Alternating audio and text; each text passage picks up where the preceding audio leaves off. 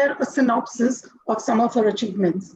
She is one of the most popular Dubai-based anchor, entertainment host, and influencer, and had success coming all her way through many years. Some of her accolades are being on Z Connect, a lifestyle show hosted by ZTV, Emmy, hosting a music reality show, Music Garage, and many more. Since pictures speak a thousand words, we are going to display some snippets of her exquisite piece of work. She has made a great space for herself in the field of glamour and fashion and interacted in various capacities with many Indian celebrities, which you are seeing on your screen. It is our wish list, which will always be our wish list. And there we have Priya, who's actually interacted and engaged with all of them. So friends, without any further ado, I present this virtual stage to Ms. Priya Jethani. Priya, over to you. Thank you. Thank you so much for that wonderful introduction. I hope you all can hear me and see me clearly. A while back, I was in the UAE time zone, and a few hours back in the morning, and now I've shifted to the Indian time zone. So it's 8:30. I mean, almost 8:45 p.m. here. But yeah, it's amazing that I could actually make it. This was a very emergency trip that I had to make. Otherwise, I would have been in a better setting. So please, from the start, I'm telling you all that in case there are any connection issues, please, you'll have to understand that I'm out of the UAE.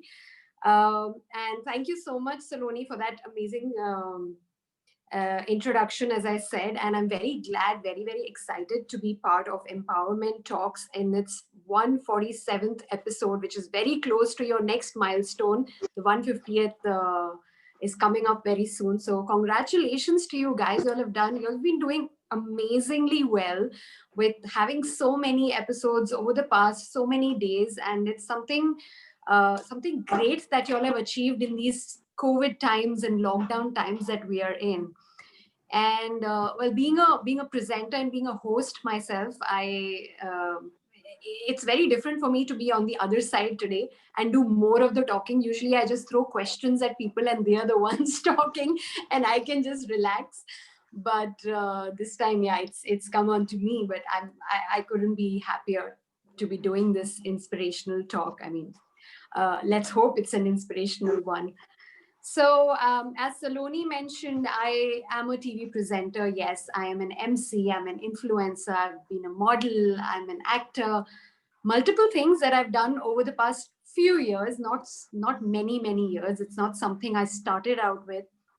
So a short background on where I actually began and where I actually come from. So I am a Dubai, I wouldn't say born, I was born in India technically, and then brought up in Dubai. So Dubai brought up kid who studied there. I did my schooling there, my university there. And then I started into a very, very corporate job somewhere in 2009. That is when I finished my bachelor's from a university in Dubai, and then moved into a market research job because my specialization was marketing, and decided to take up this job. It was pretty much the first job that came across on my campus website, and I decided to just apply for it, and they took me, and I was like, oh, I don't have to look further. So I started doing that, and then I don't know where 7 years just passed. They just flew by doing that job. Now you would think that media and being on stage and TV and everything is something so totally different from market research and analyzing data and so many numbers and doing those Excel sheets sitting in office. It is very different. But let me tell you that right from the start, that is right from when I kind of was passing school, I knew somewhere there was this desire in me to be in that glamour world, and I don't know, right after school, I even had my portfolio made, by the way, those, big pictures, the high resolution pictures that photographers shoot for you. I had that made for myself. And I actually floated that around to different agencies in Dubai. And then I was like, do I really want to do this? And then this job came along, and I was like, why have I studied so much? Yeah, let me just do a job. And because I started with something, I mean, I got something so easily, I thought, why not? So I picked up the job, and alongside, I also did my MBA in marketing. So I was doing both my job and a part-time MBA program together simultaneously, which of course left me with absolutely no time to even think of an alternative career, or to even apply for another job in a different company in the same industry for that matter. So yeah, that's what went on for 7 years. And finally one day I was like, you know what, if I don't do this now, I don't know when I will. It's like, if not now, then when? And tomorrow I don't want to be regretting that I never gave it a shot. So I started out with some modeling. There was a beauty pageant I participated in, and I was the runners up in that pageant. And that gave me an immediate confidence boost that you can do something in the glamour world. And yeah, from then on, I started doing some modeling. Um, so what happened then is I was still in my corporate job, but I started getting some offers for modeling. I started going for auditions, doing some print shoots, doing auditioning for TV commercials, and then doing some acting, drama series auditions, getting a small role here and there. This was all in the UAE. I never really thought of stepping out of the UAE and exploring the market elsewhere. But yeah, this was like, if all throughout that time, all I had in my mind was, this can be something on the side that I can pursue. Uh, but then slowly, one thing after another, ZTV happened. They started their auditions, and never in my dreams that I actually thought of being a presenter on television. I was, of course, very confident in school and university. I used to love doing presentations and talking and being on stage and all of that. But yeah, never really thought that I could do this on TV, and I would actually be standing in front of a camera and talking to it one day, which would of course reach out to a lot of people. So yeah, I just walked into those auditions. I don't know what I was thinking. I just walked into it, and yeah, it clicked. And somehow I started my journey with Z in somewhere in 2016. And that was season 6 of Z Connect. The show has been running for 10 years now, 6, 7, 8, 9, and now I'm doing the season 10 of the show, which makes me very happy that I've been one of their longest, running anchors of the longest running TV show in the Middle East. So yeah, that was one thing. But honestly speaking, that was something which happened totally by accident. So I would say I call myself the accidental TV presenter. And once I got into that, then there was, I mean, of course, people right from the start, the nature of the show was such that I had the chance to meet all those amazing celebrities. The whole of Bollywood started, they were all coming down to Dubai for shoots, for press conferences, for movie releases. There were singers, musicians, sportsmen, everyone coming down. And thanks to the nature of my show being a lifestyle show, I could very easily get the chance to meet them. But you can imagine my nervousness at the time I started, because I had absolutely no training in this field. I never knew I would be doing this one day. So my heart would beat, and it would beat like anything every single time I would meet a celebrity. The first few celebrities that I was thrown into interviewing were Dia Mirza, Madhuri Dixit, Shah Rukh Khan, uh, so many more, Shankar Mahadevan, Ustad Zakir Hussain. Oh my God. Like, even when I think of it now, it gives me like the shivers. And I'm like, you know, uh, I remember when I was going to interview Shah Rukh Khan. I'll tell you more about that experience a bit later. But I was sweating, and I had butterflies in my stomach. And there are people telling me that he's an amazing person. Don't worry. So yeah, but nothing would calm me down. Like, imagine meeting Shah Rukh Khan when you've never been on TV, and when you've never met a big celebrity and sat across with him like that. Here I was having to interview him and sitting in front of the camera. So I have to maintain my calm, be like a neutral TV presenter, not show my fangirl side, and at the same time go through all the questions that I have in front of me, the ones that I've researched and scripted very nicely for the interview. So yeah, thank God it went very well, and a lot many more experiences like that. So that was a start, and then I continued doing that, and honestly it was something where I had absolutely no training in, as I said, and I had no guidance even.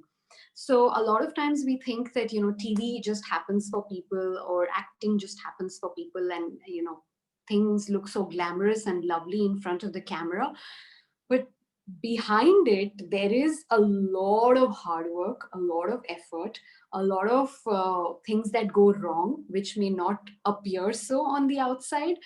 A lot of struggle that goes into making your mark in this industry, or for any other industry for that matter. But with the glamour industry, given the number of people that are out there every single day trying to make their mark, it's not easy at all. And that was not something, as I said, it wasn't like a childhood passion I started out with. So I wasn't like so full on about it that no, I have to do this, I have to do. But the minute I stepped into it by accident, I was like, no, now that I am in this, I want to give it my 100% and do whatever it takes uh, to make that mark. Um, and and then without any guidance, I just started carving my own way, my own path in the industry. And then I was like, okay, now I've become a TV presenter. I still do some modeling, I do some TV commercials here and there, but what next? I want to do something else. And this was within, mind you, 1 year of doing the show. I was going to do the next season, but I wasn't happy. I wasn't just content with that. I said, that there has to be something more to this. Um, and and because I loved speaking, and most of my shoots they were not live, they were recorded, but they were mostly one take. So I take some pride in calling myself a one take artist, but no, but I felt that I could be a live show host as well. I could be there, getting a whole crowd charged up, entertain them, and giving them all they wanted to have a good time at whatever event it was. And I also started getting some inquiries. So I started then to host some private functions like wedding anniversaries. And then it went on to full on large scale, big fat Indian weddings. And then it moved on to slowly some corporate events. I've done some really, really big road shows uh, for names like Malabar Gold and Diamond, and a lot of these hypermarkets and all of that. Then there has been corporate events. I've done some really, really big ones, namely Asian Paints, Indigo Airlines, etc., etc. So yeah, it was again one thing after another, but that is when I set my mind to starting to do this. But then now, how do I actually how do I actually get there? Of course, I was at every level getting my inspiration from here and there. There were a lot of people that I would look at, a lot of TV anchors, radio presenters, actors, of how they've actually gotten to where they are. And I mean, not just their story, but also in small little ways of the work that they've been doing. Um, and I thank I mean, fortunately for me, these things just kept coming one after another. And of course, you have to put in your hard work, and you have to give it your 100%, as I said. Otherwise, you will be at one event, but you may not be at the other one. And each time, every single event you do, every single shot you give to the camera is a test, right? And you have to give your perfect shot. You have to give your best to it, because today you do one thing well, uh, and you'll be praised, and you'll probably get something else because of that work. But you could also lose something because of your next if you don't do well, right? So at each time, you have to put your mind together and make sure that you're giving it your all. So yeah, that went on, and here I am today. I'm a presenter. Yeah, I'm an influencer. I'm an MC. I mean, I'm a, okay, a personality that people know. Uh, People like to have me at their events, so I can entertain them, and I can really have their event look good, and maintain a good flow for their event, just like Saloni is doing for our episode today. Thank you, Priya. I'm already itching to ask you a whole lot of questions, but would you want to touch a bit on the mental health and the mental frame? Yes, yes. I was just coming to that. Okay, Because so I asked this the is right something, thing. because we've been talking so much about how life is beyond camera, and that's what today's episode is all about. And it's not, I mean, we struggle and we put in all that we can every single day in any kind of job that we do, and same goes with us, presenters and actors, right? What we are in front of the camera, we really may not be in real life. Like, even though we've had a bad day, even though there is something going on in the family, personal issues, or even professionally, we are not very happy with the work we are doing, or the work we are getting, or the struggle that we are putting in. Once the camera is on, you put in a smiley face, and you're a changed person, right? uh, I mean, uh, and that kind of plays on your mind when you're off camera, when you're offline. You again go back into your personal life, and it's something you cannot avoid, right? Even if you want to. So many a times we all try to surround ourselves with so many people, or try to be as social as we can, so that we don't feel lonely or upset, and don't think about our issues. But at some point it does bother us, and that's where the whole mental health comes into being, and that is being discussed a lot these days. And sometimes I have even thought about so many, we've learned of people in the media industry, some people who have gone through mental health issues. Some have come out and spoken about it. Some of them have taken drastic steps in their lives. Some of them are not with us anymore, and a lot is being talked about their mental health and depression. Now, what happens is, many of us who probably are not part of this industry, or don't relate so much, might think, what could have possibly gone wrong in that person's life? He or she had everything. There was so much work. He was so popular. He had so much money. He had a nice partner. The family was doing well. Everything was okay. Then what happened? Why did he or she do such a thing? you know and this is why I'm trying to tell you that sometimes what appears on the face is not so. And it's okay to have that, because each one of us has a baggage, right? We all come with a baggage. And it's important that we address it. It's important that we try to resolve it, so that we can move ahead in our lives, and it doesn't push us to take drastic steps. I would never comment on anyone saying if he or she did something, it was right or wrong, because at that point, what condition, what situation that person was in, we don't know. We have not been in their shoes, and we have absolutely no idea. But it's something that has to be addressed, and it's something wherein we need to encourage every person in our lives to come out and talk. If you are friends with that person, if you are a caretaker of the person, or in any way related to that person, you need to push them to talk about it. There are people sometimes who watch my stories. I post something every single day, maybe on Instagram, on my social media. uh, Sometimes I am also going through something in life, but I am putting up things still, because this is my job. Being on social media is also part of my job. But inside, I'm going through something which I probably want people to ask me, and then I can tell them. Maybe it's difficult for me to reach out to people.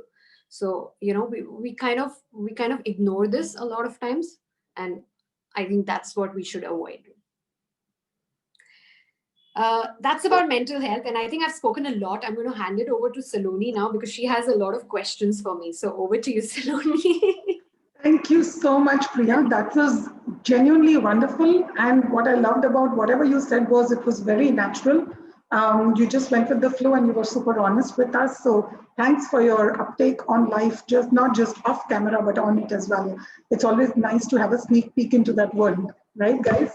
So after listening to you, I am for sure buzzing with some questions. I had some, but I have now some more and all of that. So we'll have a quick round of questions, if you don't mind, with your permission, if I may, go on with that.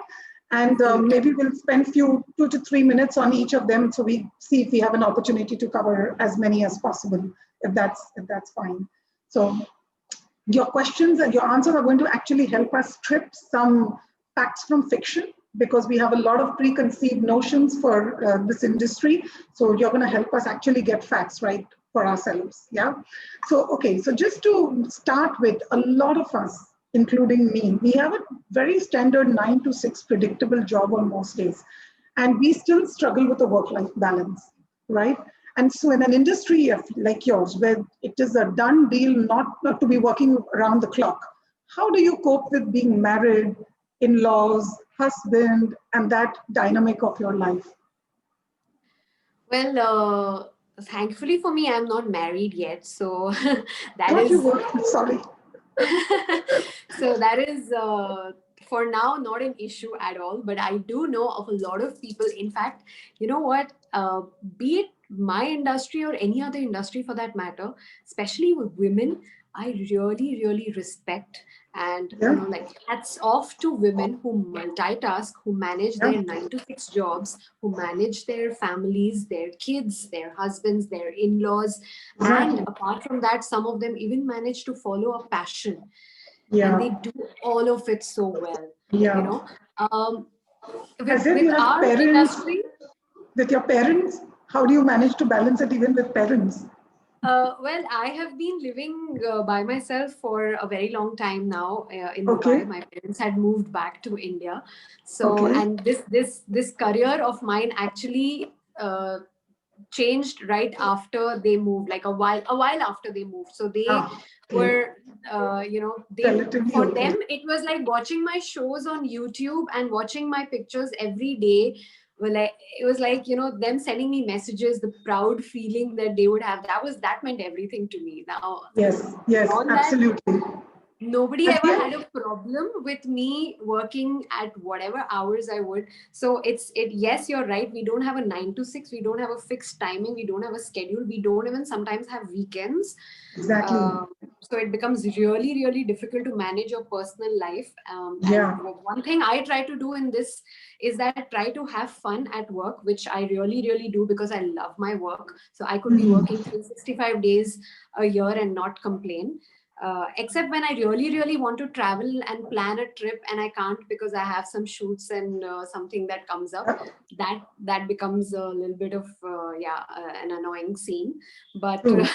most of the times, I'm very happy to be working at whatever hours. There are pros and cons to it. So there is no Yeah, fixed timing. Of course, it takes yeah, up sometimes your entire day, but then yeah, sometimes you have like a complete day off and you yeah. have nothing. Right, So right. that So works. yeah, That works for me. and when like we normally say, all that glitters is not gold. So as glittery and all this is there with you, you must be having a big bummer somewhere hidden in the closet. What's your biggest bummer, disappointing experience, and how did you cope with it? I mean, honestly, there have been, I'm sure, a lot of them. There was one time I remember where I was shooting, and I was with I think this was Hrithik Roshan. I Oh guess my it God, was. you don't want to mess up with It him. was Hrithik Roshan, and it was his interview, and we recorded it, and I had a very nice interview. I was so happy, so excited about it. Wow. Uh, Ended up not being aired because there was a glitch in the recording. Hmm. Yeah, my cameraman did something, and it somehow the recording just got deleted, or it didn't get recorded. There was some kind of a Oh, technical issue, I don't remember. And my heart sank, and I was like, this was a one of a chance. And after that day, I haven't gotten the chance to meet him again. And I was like, okay, the only I can only feel good about the fact that I got to sit across from him and talk to him. But True. yeah, that True. interview never got aired. And I had people, I had literally I had fans messaging me and tweeting, when is this Oh, going to come? We were really? really looking forward to see it, because they had seen my pictures with it, but yeah, it never came through.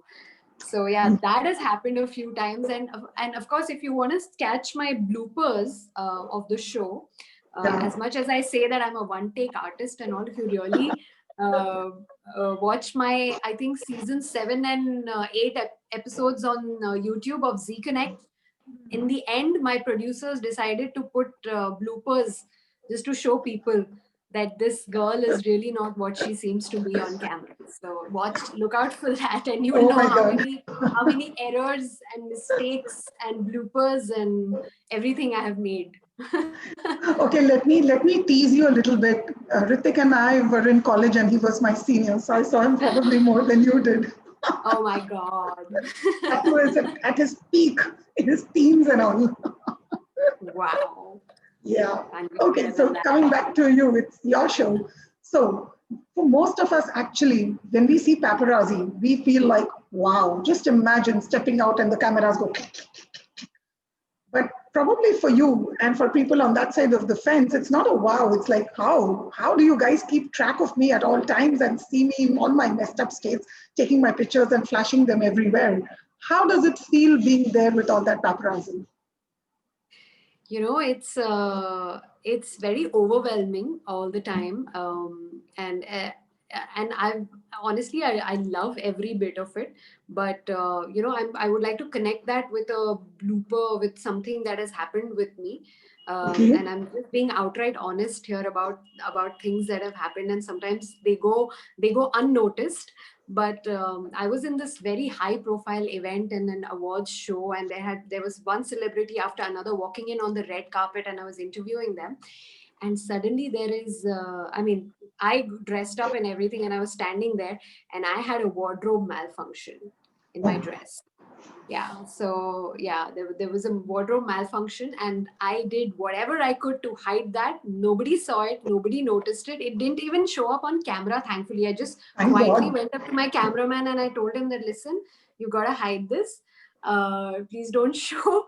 I'm trying my best to hide it from the people. So there were cameramen, there were people, there were celebrities, there was everyone around, and I was on my show. I was on record. So yeah, just somehow So managed to keep my calm through that. But yeah, I love every bit of it.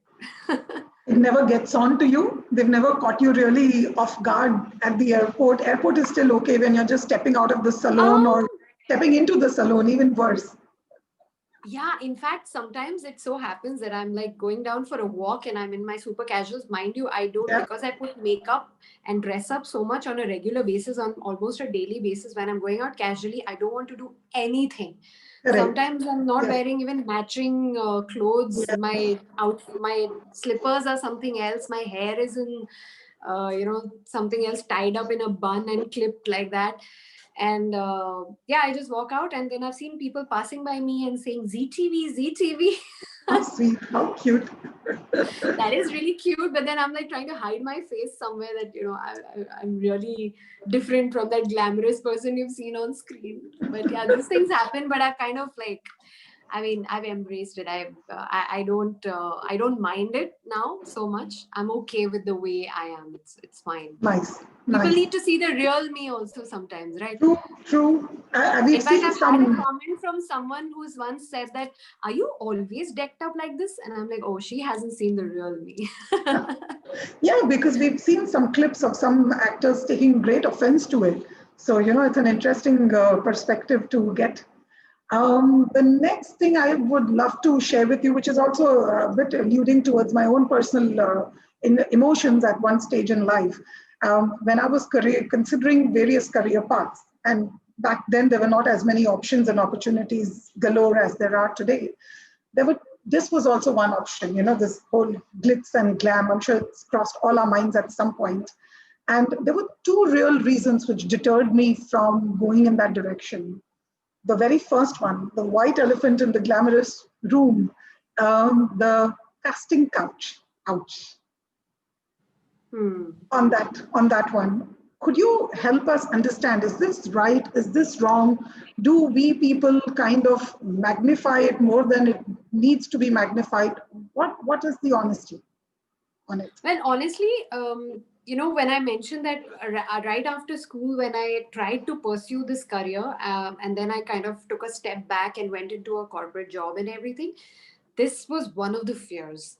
And it was, being very honest again, I actually had a minor incident. I wouldn't say it was something very major, but I kind of sensed the danger before I got into it. And not Yes. just me, it was also my family that was with me at that time. So what happens with a lot of us is that uh, you know sometimes in this industry or anywhere else, sometimes we get so hungry for work, or to get to a certain point, desperation, you can say sometimes.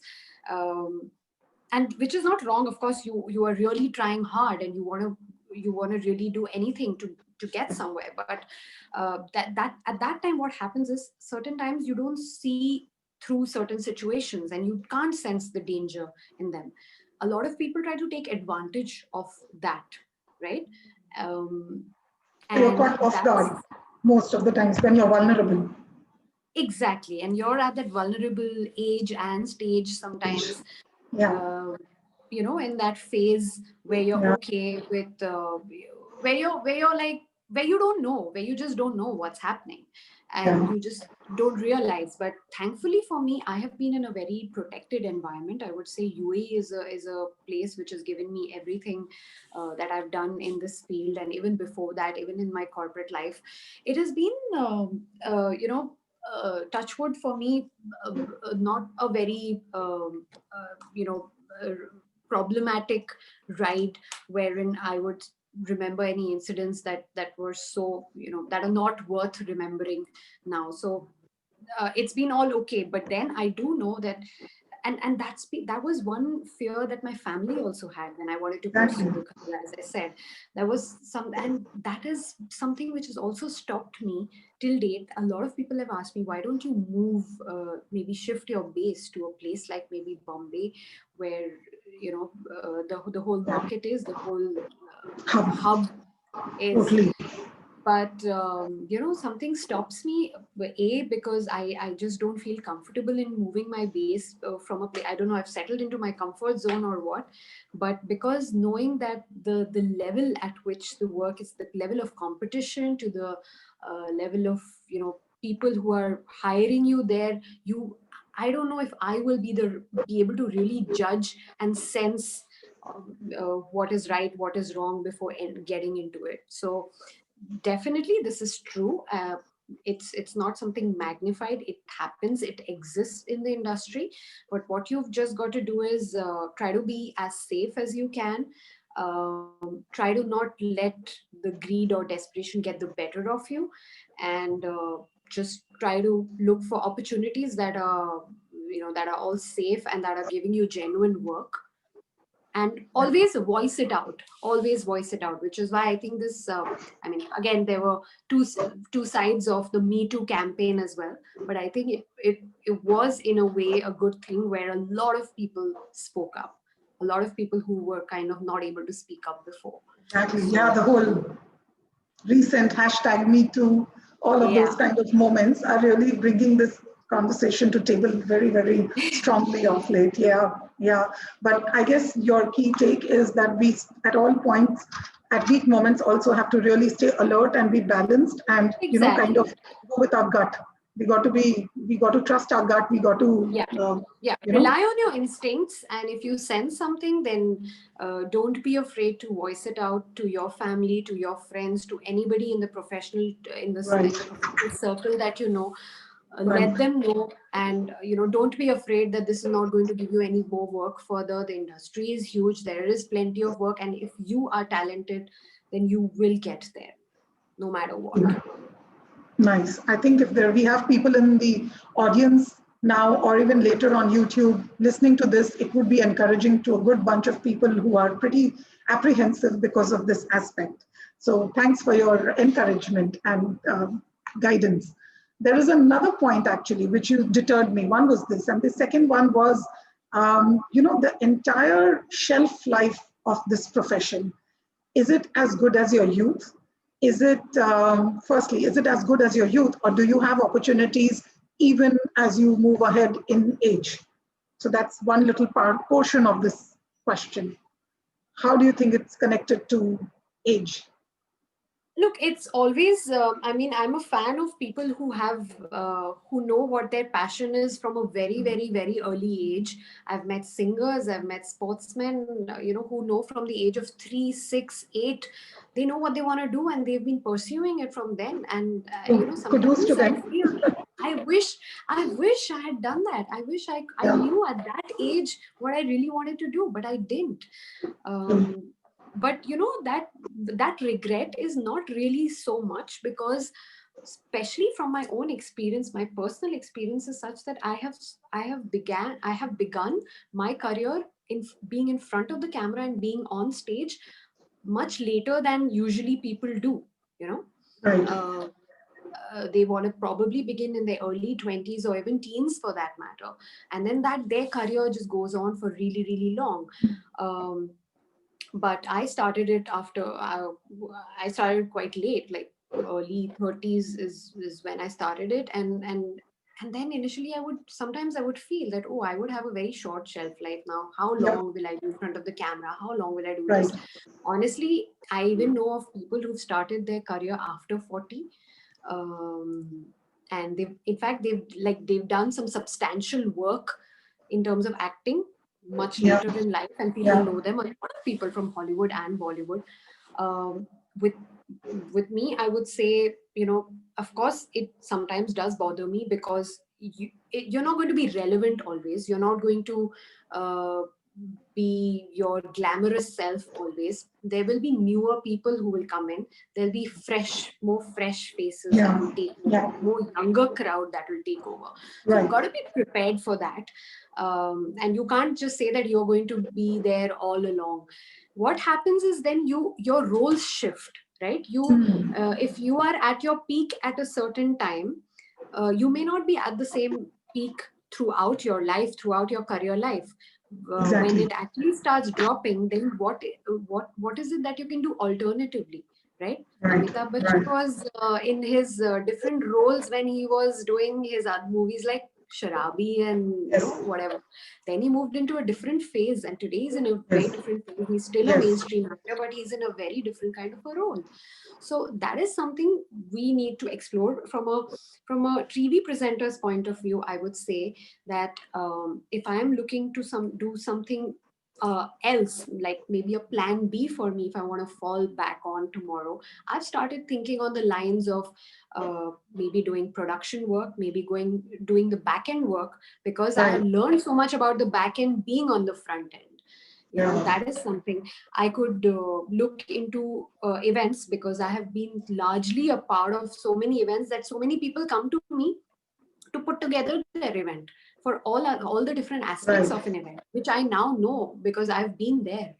I've been with the whole team that puts together an event, and I'm one aspect of it. So that could be another thing. You could do something completely different, become an entrepreneur and start a label of your own. You could. Are you thinking of diversification yourself? Yeah, I am. I'm actually working on that, and that will be out soon for everyone to know. But yeah, that is something which I've been working on for myself, and I think having a label of your own is great, and maybe have a product line of something that you relate to and that matches your personality, your persona. Go for it. There are opportunities and opportunities galore if you put your mind to it, and if you really, really want to continue doing something, you will find your way. You will really find it. If I may add, the next little subsection to the same point was that we all go through midlife crisis, whoever, whenever, and but in our jobs, in our regular jobs, the spike is probably not so prominent, and nor is the decline. It's a bit gradual, both sides. But in your industry, the mid-career crisis is as strong as probably the midlife crisis, because the decline is very, very apparent and very, very sharp. So when you're not there yet, and we know it for a fact, but do you know how people actually cope with that midlife and mid-career crisis in one go, which is so sharp and not gradual as compared to other professions? Well, I have in fact met a lot of people and they have inspired me. Let me tell you, I'll quote Mandira Bedi here. She hers was such an inspiring interview when I asked her that, do you feel something that you've, gone ahead from that peak phase of yours and now you're not anymore someone who's seen everywhere and like people are not looking to watch you everywhere. Yeah, true. She's a good example. That is a fact. That is very true. But, she was really like, she felt nothing about it. She was like, I'm very happy in the way I have put together my career and from where I've come to what I am today, and my journey has been so great and I'm forever grateful.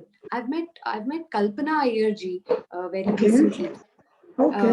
Again, she is someone who's seen so much in her life. She's done and achieved and been so very successful. Totally. Today, she might miss, of course, she mentioned that she misses being in front of the camera and she's not there, but she's like, I cannot complain because the amount of, I've been gifted and, the amount of work that I've managed to do and that has come along my way. I don't know who else would actually achieve so much in their lives. Like, I'm so blessed. There is nothing to complain about. So it's like, if you have really, really done substantial amount of work in your peak phase, whatever that will be, you really then move out of it, gracefully. You're okay with the way things are going. It's something you're prepared for in your mind, and it's something that you are happy about also. You're not upset, you're not regretting, you're not feeling bad about it. So probably it's taking me to that line of don't cry, it's over. Just smile that it happened. Exactly. So maybe they just kind of live those magical moments, and you all have the opportunity of actually watching your youth, unlike most of us. We only will have few pictures, few random unprofessional videos here and there of each other, but you guys can actually relive your entire youth in front of a big screen as frequently as you all want. So I think smile that it's happened is more the mood in the camp than cry that it's over, which is great. Because even when we speak about Mr. Amitabh Bachchan, when we saw his mid-career movies, that phase was there, even with him, where he was to be or not to be the main lead or not to be, and now he's still the main lead, and he'll be till he's 100 because he's him and he knows how to grab the limelight in whatever. He found his way. Yeah, he found his ground, way. As I said, you will find your way, and because he really wanted to stay and he really wanted to continue being there, he didn't want to be a forgotten face, and there he found his way of after maybe some faults and some errors that he made. He figured it out. He went out. So this is in this super competitive industry. And I'm kind of tying up to your previous point of, creating your personal branding. How does one create their personal branding, their niche? Because it's competitive, there's a shelf life for being at the peak, the decline is so drastic. People's memory is short-lived because there are so many fresh faces coming and all of that. How do you create that niche? What would be your one powerful line or that one or two words that you would want to say this is it and this really helps you create your niche? I mean, as I said, it's your work will speak for you. So it's sincerity. It's sincerity, passion. It's dedication. Even if you develop that passion or at some point in life, it doesn't have to be your childhood dream, but remember that even if it comes later on in life, it can still be your passion, and your dreams don't have an expiry date. You can begin absolutely. You can begin whenever you want. You can, you just don't have to be at the point where tomorrow you say that, I wish I had done that last year, so today I would be here. Don't try not to have those kind of regrets. Just start now. Start wherever you are. Nice. And put all your dedication into it. That's it. I think if you are the way you are, it comes out. Look at you. You are in an emergency situation, taking a flight in the midst of COVID, with technical glitches that I am aware of, with a personal and you're still here giving us all this. So that stands out. And I think if I had to say something about you, that would be your personal branding. It's exactly the word you used, dedication. So yeah. It is dedication. And there is one thing, Saloni, thank you for that. And that has been something which I have always made sure I stick to. My commitment is everything to me. When I have made a certain commitment, come what may, I will do anything to meet it. So it's like Salman Khan from Dabangg. Jab main commitment deti hu, main apni bhi nahi sunti. Absolutely. Super. Okay, so one last question from my side. I'm sure you're quite tired of the barrage of questions that have descended on you. So just the last one. Keep it coming. What do you think about our platform, and what do you feel about coming back with us with something like, I don't know, impromptu? This was Life Beyond Camera. That could be Life from My Lens. What do you think about us and this whole thing?